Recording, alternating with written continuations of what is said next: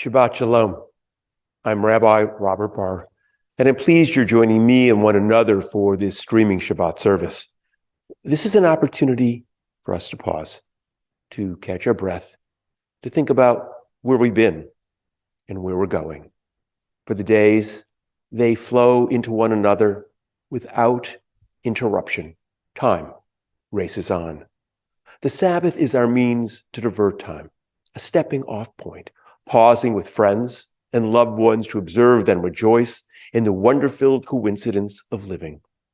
There can be a sense of pleasure in every given breath, blessed with taste to savor and warmth to give and to receive.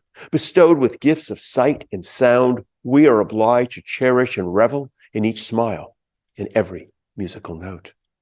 The Sabbath also awakens us to the silence between notes. It speaks of contemplation, the quiet delight of literature, of unhurried walks, of rare conversation. The Sabbath can be our interlude, our ritual pause in this lively current, our signal to step more lightly, to appreciate more profoundly, to dive more deeply into the questions that life is asking. Again, I'm Rabbi Robert Barr of Congregation Beth Adam in Loveland, Ohio. That's our bricks and mortar congregation and of our Jewish community. That is our online initiative, which we began over 13 years ago.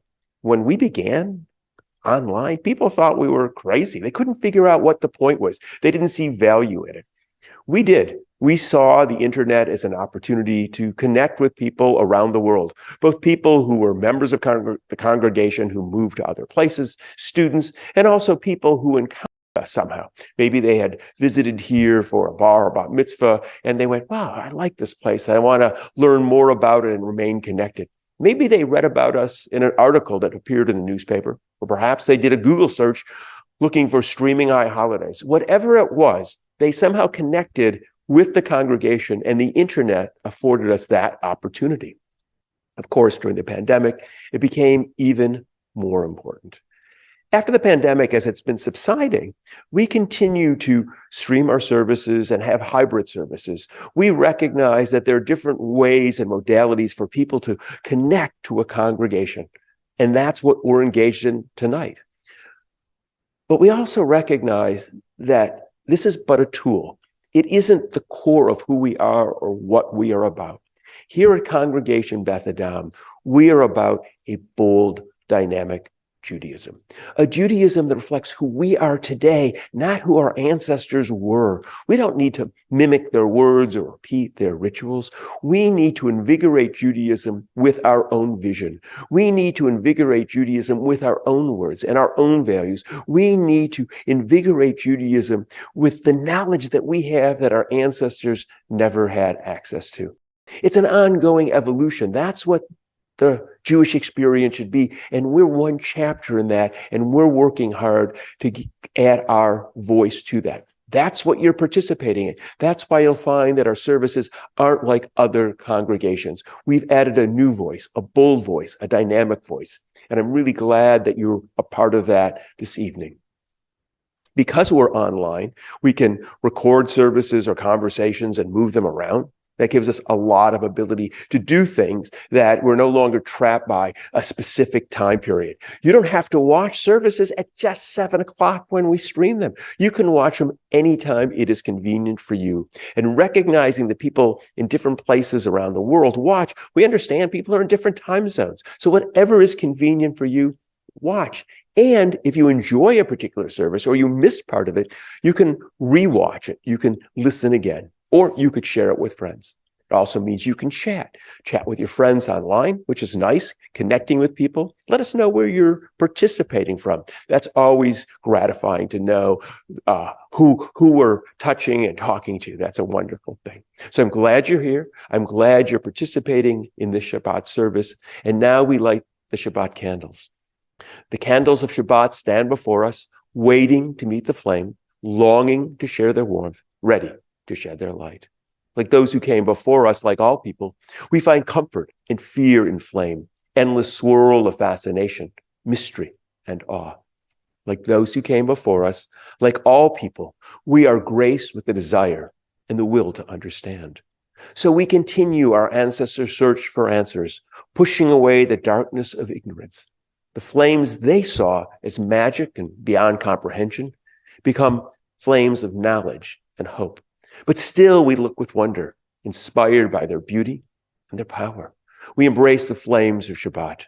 We embrace the light, our vessel of mystery and understanding. As we light our Shabbat candles, we celebrate our journey, our quest, our moments of peace. May the light of our people shine. May the light of Shabbat cast its warmth in our homes.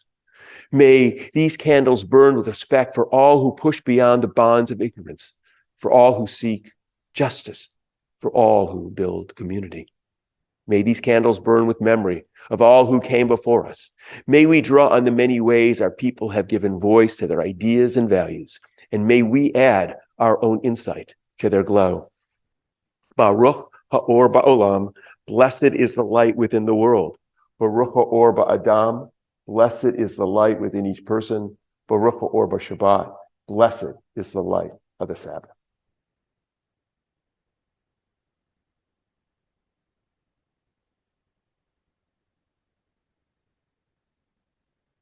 May I discover the ability to feel the pain of others, work for others, among others, and there come to feel a part of that to which I belong. May I discover the ability to be alone, so that I can go out of doors each day among the flowers and trees, among the birds and all that lives beneath the sky of stars and planets, and there come to feel a part of that to which I belong. May I discover the ability to sit in silence, so that I may hear not the voices of others, but my own voice, the beat of my heart, the sound of my breath, the utterance of my soul.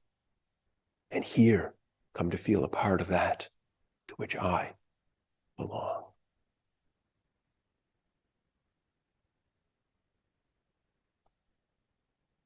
So we continue now with a conversation that I had with Rabbi Burstein about a conversation that we were both in about Israel and our relationship as American Jews to that country and its complexity.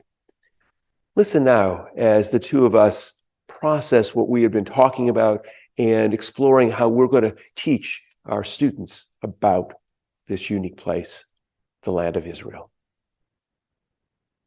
So I'm glad to be with you and to share some conversation. You and I had been doing some real deep dive conversations about Israel. We're going to be leading a trip next year to Israel in the summer of 24. And so I've been thinking about Israel, what I want to share with people. I'm hoping that we'll be able to do it with Reverend Dittmar like I've done before and do an interfaith trip. But we were talking today about how do we teach about Israel, the complexity of it. How, some of us grew up, when I grew up, it was like Israel right or wrong. And I know from my parents who lived through World War II, Israel was about, okay, there's this homeland and how important it was given the Holocaust. But we're living at a different time. And it's complex, and it can be also very contentious. Right, we see that now, yes. Right, and we see it in American politics. And we see it between the competition between AIPAC, J Street, and what side are you on this competition in this conversation? And how do we teach about it? How do we teach that there are problems in a country that we still have caring about? That's the struggle that we were talking about. Yeah, it's the complexities of it's like we talk here often about why we don't choose to use the word God in our liturgy is because, when two people say they believe in God, you have no idea what they believe in really. They could believe two different things. And it's the same thing with Israel. So when you say the word Israel, somebody's imagination, somebody's concept, is it the people of Israel? Is it the state of Israel? Is it the religious concept of Israel? And so I think it's a very difficult topic to get your hands around. And also it fell in a very, very intense period of Jewish angst, which was post-Holocaust. And there were starting rumblings of having a country before that. But really you're talking about 1948 as the War of Independence, the Nakba, whatever you want to call it. And it's this idea that we needed a place to go. Right? And so there's a desperation, like we needed to build a country so we could go somewhere. And I think what we're struggling with right now, and I'm struggling with as an educator, is that the newest generation doesn't feel that draw to Israel. And what they're seeing is Israel as an occupying force, as Israel as quote unquote the occupation, or the treatment of the Palestinians, or civil rights treatments in Israel. And we were speaking to someone today who said, where was our country at 75? Right. Our country, the United States, which is a really good, solid thing. It's a country in formation. Right. But the challenge is that as we're doing this service, when it comes down, the Israeli government has shifted. And has gone very right wing, and the right wing not in the political sense, but right wing in the sense of anti-immigration, anti-Palestinian, Right. anti-LGBTQA. There's a lot of intensity around that. And so American Jews don't know what to do with that. They're told they're supposed to love Israel or they're supposed to support Israel, but at the same time, all of the media is showing them something different. Right. And they're coming up against their ethics. I think this is something that you are such an expert in, is the idea of ethics. What's the ethics of Israel? Are they supposed to be on a different plane because they're a Jewish country? And I think that was part of the problem. Right. Is part of the problem is, I think, and I think you hear this all the time, is Israel held to a different standard than other nations? Right. And that's one question. And oftentimes that's raised when people don't want to recognize, they don't want to say Israel did something wrong. They say, well, what about so-and-so? It's called what about it? It's a way to say, right. It's trying to deflect the conversation rather than saying, yes, they did something wrong, and so is so-and-so doing something wrong, or another nation doing something wrong. And that's part of the tension. Before I forget, though, I want to go back. You mentioned the word God. We don't use that in our liturgy because we recognize the diversity. I find that with the word Zionist. Yeah. Are you a Zionist? Right. Now, at one point, that meant, yes, I'm a Zionist. I'm going to move to Israel. Right? Isn't that what that is? That's how early on, that's what it meant. If you said you were a Zionist. That's what I grew up with. Yeah. You were so committed to living in the state. Today, when people don't use the word Zionist that way. Yeah, like definitely not that way. Right. They use it like as a way of being an occupier or I'm talking about American. Oh yeah, American. I'm talking about American. Somebody says, "Are you a Zionist?" That if you say yes, it doesn't mean you're moving to Israel now, right? Right. It's I like Israel. I love Israel. I'm committed to Israel. But people don't know why they're committed to Israel, why they love Israel. I mean, it's a strange choice of words. I like that we're kind of playing with words because you often talk about how words matter. This is a perfect example. How do you describe something that's been romanticized, anthropomorphized into like a love, right? I love Israel. Like, I don't know what that means. Right. Do I love Israel unconditionally, where Israel's behavior, no matter good or bad, is going to be treated with love? I don't know. I mean, I don't know if I love my own kids that way. You know what I mean? Like, I often say to my kids, I love you.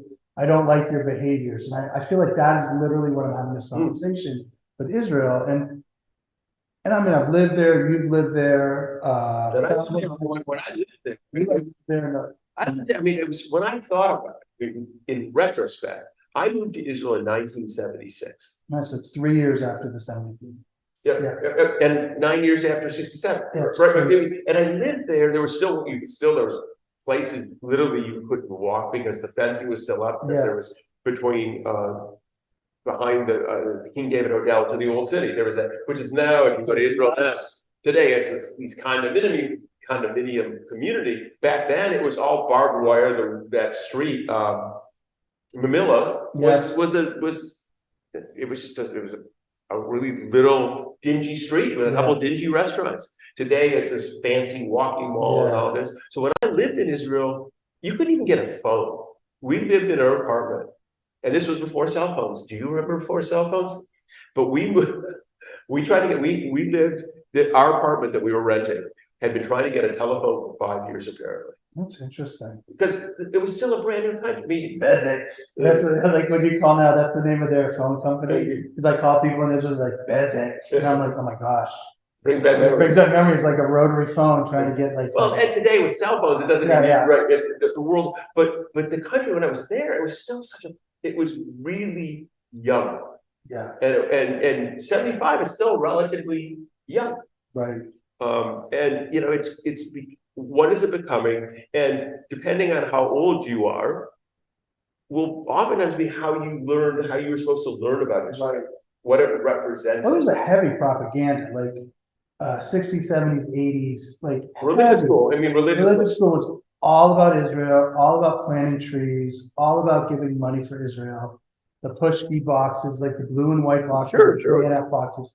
And it was all about that kind of romanticized vision. And when I went to live there, and I was like, because it's a real place, there's real problems, there's crime, it has racism, it has misogyny, it has all the things that we have in this country, just on like a much tighter scale, because it's complex.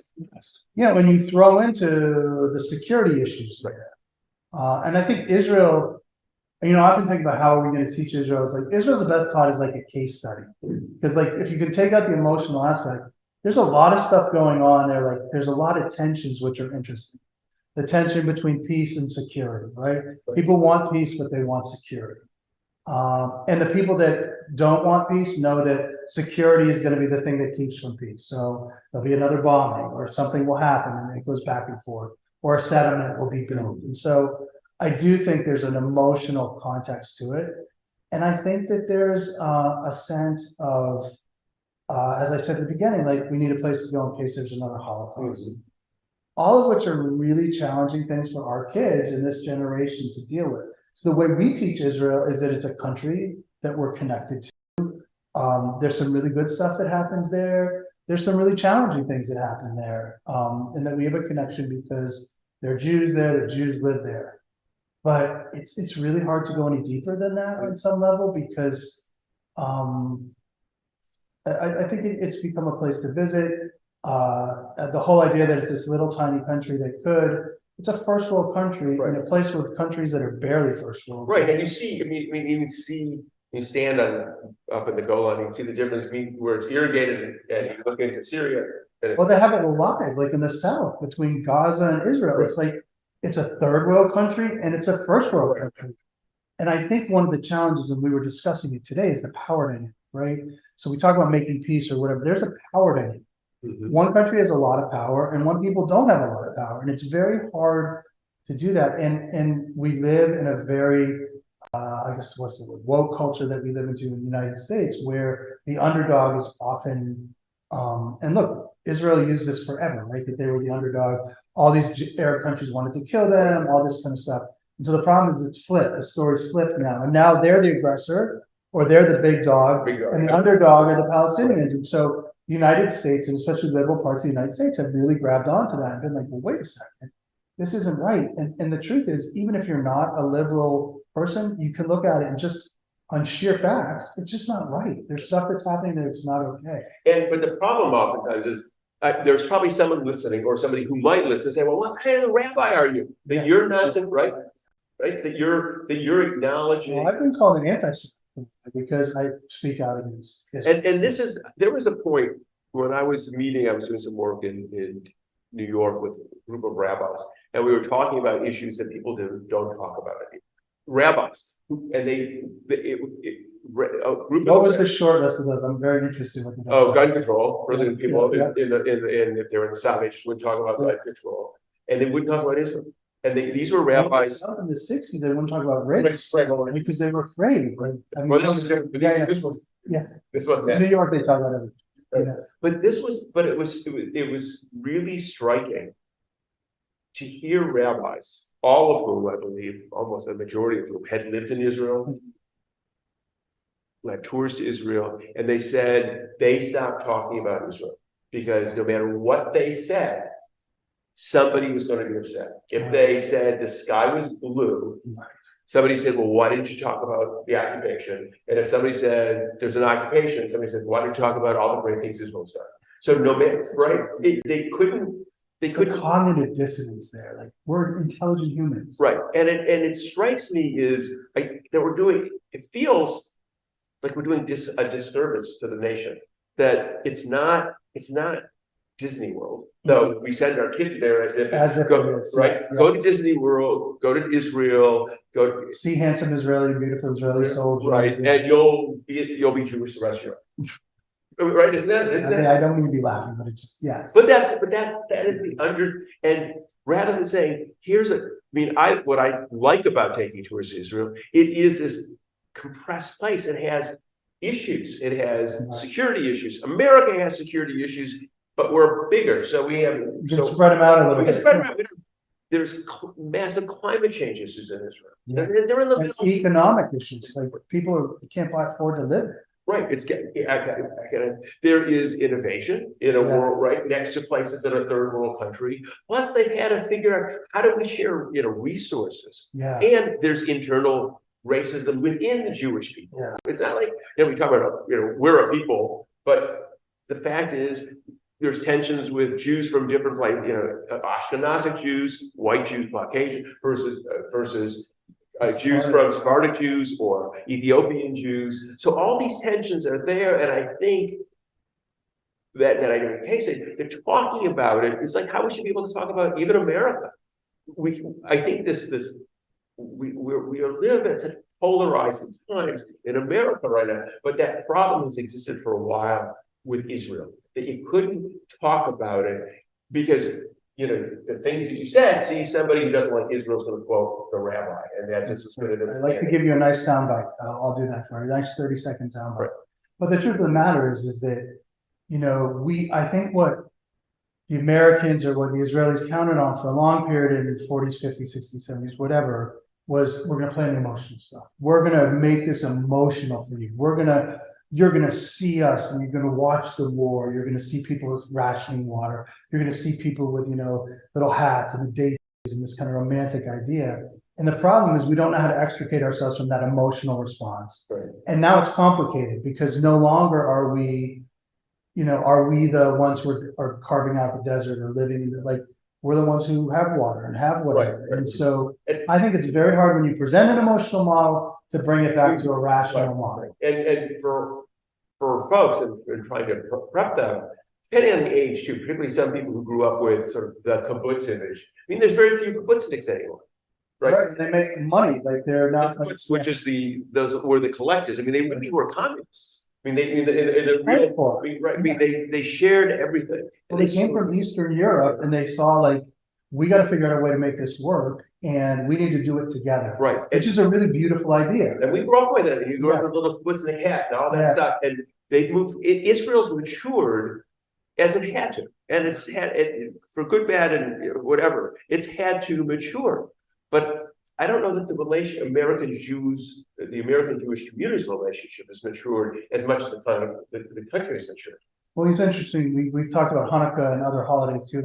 I think there's a very pediatric view of Israel by both adults and kids. Israel's taught as a binary experience without any complexities. And meanwhile, we know for a fact that that's not interesting to people at a certain point.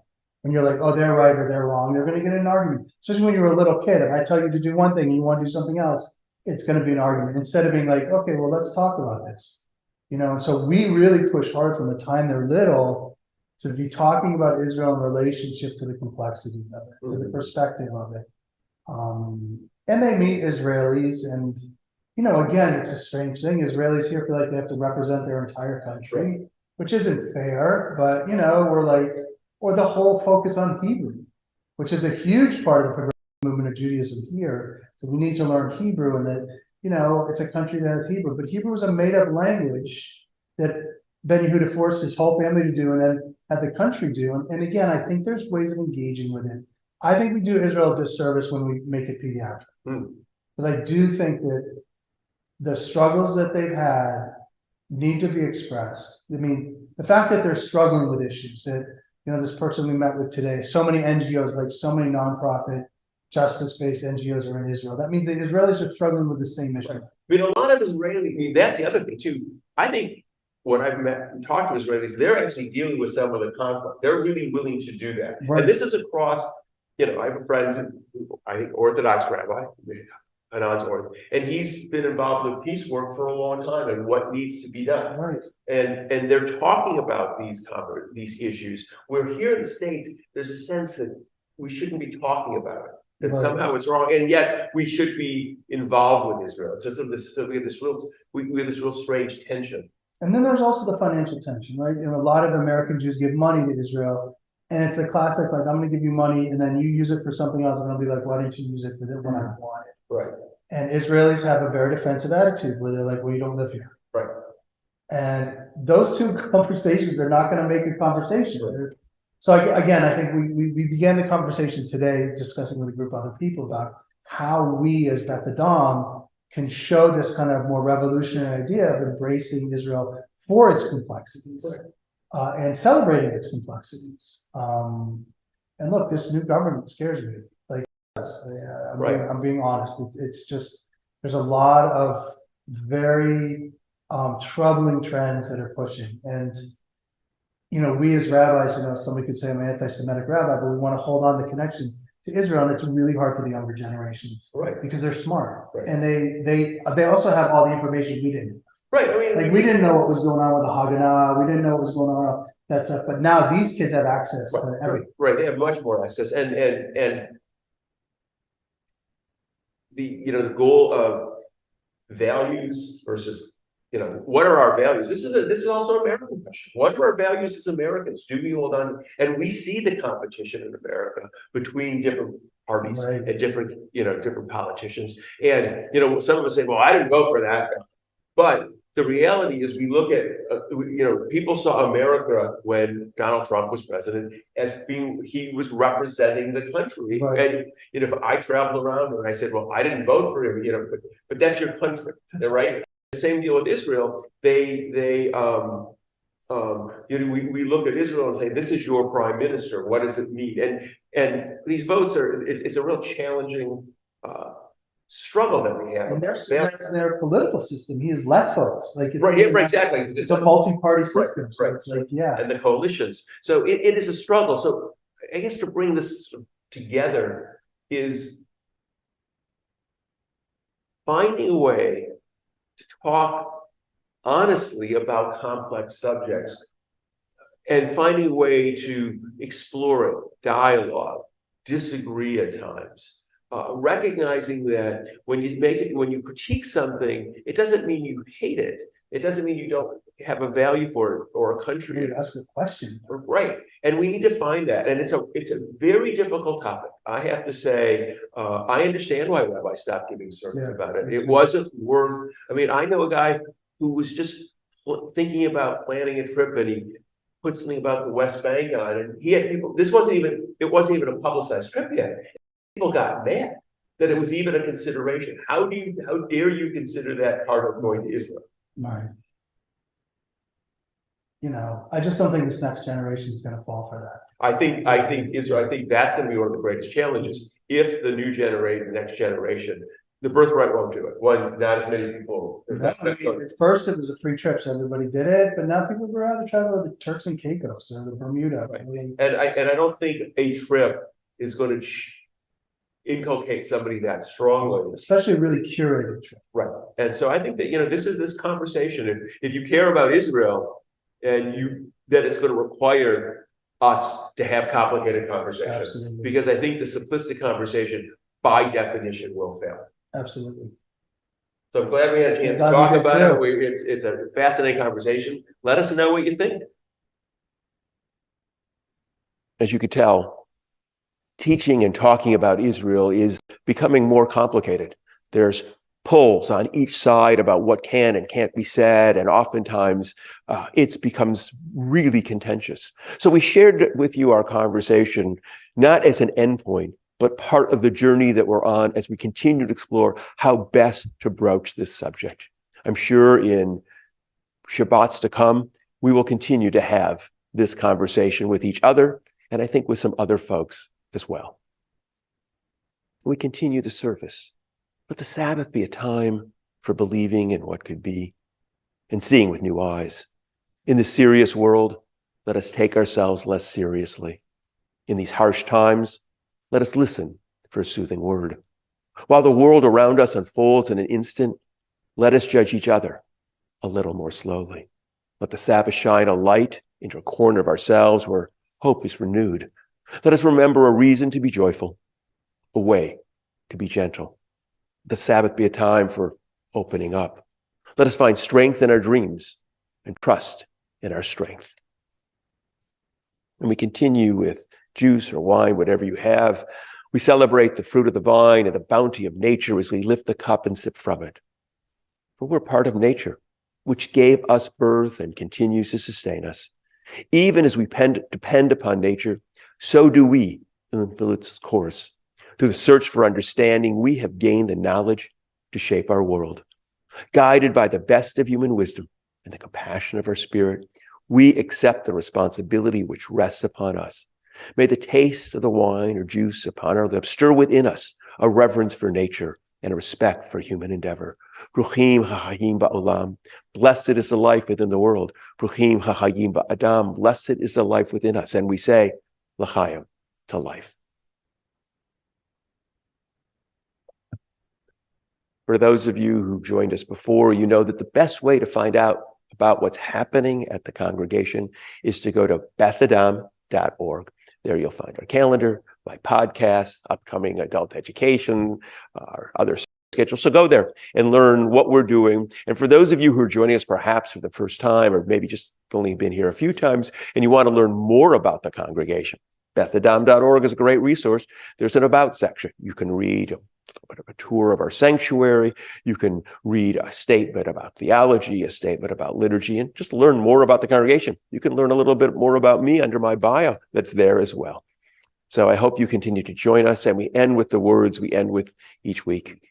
May we know blessings those who are near, and may we know blessings those who are far.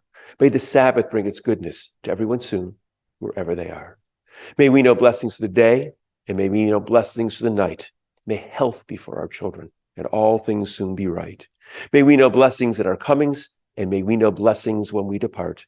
May we live each day with peace and wisdom in each heart. Ken Yehi, let it be. Shabbat Shalom.